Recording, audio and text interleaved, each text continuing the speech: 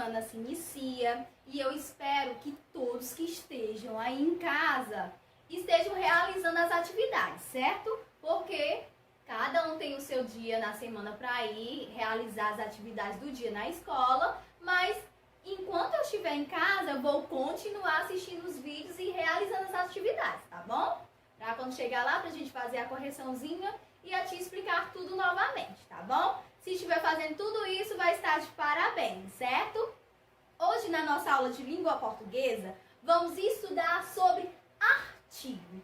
O que é um artigo, tia? Quais os tipos de artigo? Eles podem ser o quê? Podem ser definidos, indefinidos. Acompanhe aí o texto, pegue o seu livro de português na página 98 e acompanhe a leitura do texto para a gente começar a nossa explicação sobre os artigos, tá bom? O Capitão Sem Fim, Sérgio Caparelli. No mar tem um navio, no navio um capitão. O capitão desce a escada vai ao porão. No porão tem uma caixa, caixinha e não caixão. Dentro dela um anel de um mágico do Japão. Esse aqui é um pequeno trecho do poema de Sérgio, né? E para começar a nossa explicação sobre esse assunto, iniciamos com esse pequeno trecho desse poema, certo? Professora, e aí, observe todas essas palavras do texto que estão em negrito. Todas essas palavras que estão em negrito, elas são artigo.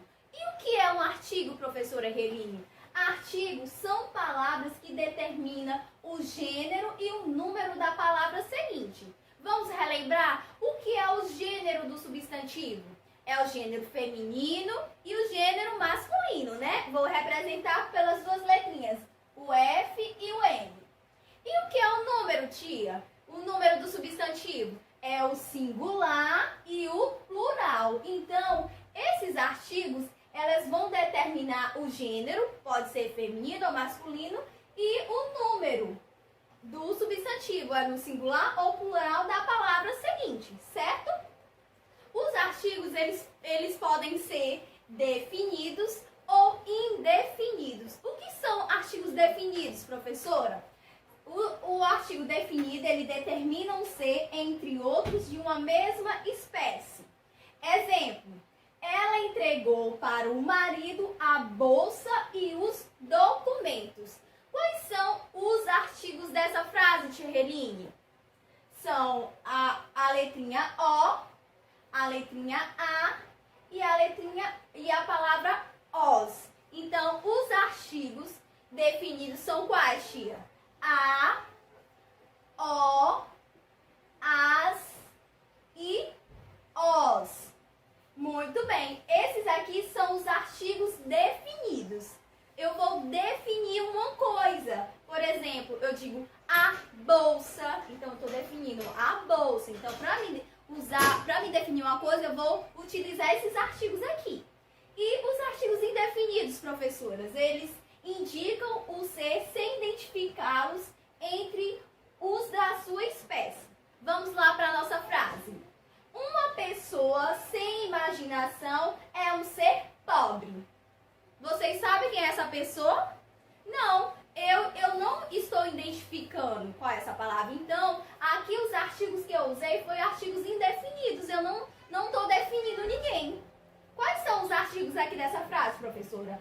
Uma e um.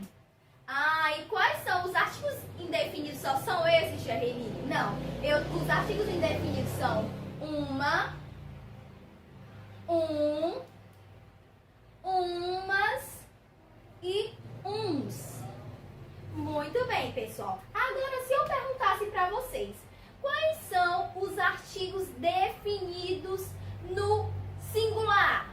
Quer dizer o quê? Que representa apenas uma quantidade, né? Os definidos no singular. Então, os que são definidos no singular são quais, tia Reline? É a letrinha A e O. Eles são os artigos definidos no singular. E se eu pedisse para vocês me falar quais são os artigos definidos no plural? São o as e os. E os artigos indefinidos no singular, uma e um. E os artigos definidos no plural, indefinidos no plural, umas e uns. Agora, pessoal, vocês vão responder a atividade sobre esse assunto. Como assim, professora? Vocês vão identificar os artigos e vão me falar o que são o artigo, para que serve o artigo, tá bom? Olha só, preste bastante atenção. Os artigos definidos e os artigos indefinidos, certo? Terminando de responder a atividade no livro de língua portuguesa, vocês vão pegar o livro, responder a atividade em PDF que eu vou mandar aí no grupo para vocês, tá bom? Nessa atividade, nós vamos continuar realizando a atividade. Vamos continuar resolvendo operações com números fracionários. Na aula de hoje, vamos apenas resolver operações na adição e na subtração. Vamos relembrar qual é a regrinha, quais são as regrinhas necessárias para resolvermos uma operação com números fracionários na adição. Vamos lá? Olha só, eu trouxe dois exemplos aqui para vocês. Um da adição e um da subtração. Na adição, olha só, eu tenho quais são as frações aqui? 1/4 mais 2/4. Vamos relembrar qual foi a dica que a tia ensinou? Na operação, na adição com números fracionários, com o mesmo denominador, quem é o denominador, tia Reline? O número que está embaixo, vou botar aqui, o D. E o numerador é o número que está em cima. Na operação com o mesmo denominador, eu faço o quê? Eu repito o denominador e somo os numeradores. 1 mais 2, 3. Tia Reline, eu não posso colocar 4 mais 4, que dá 8? Não.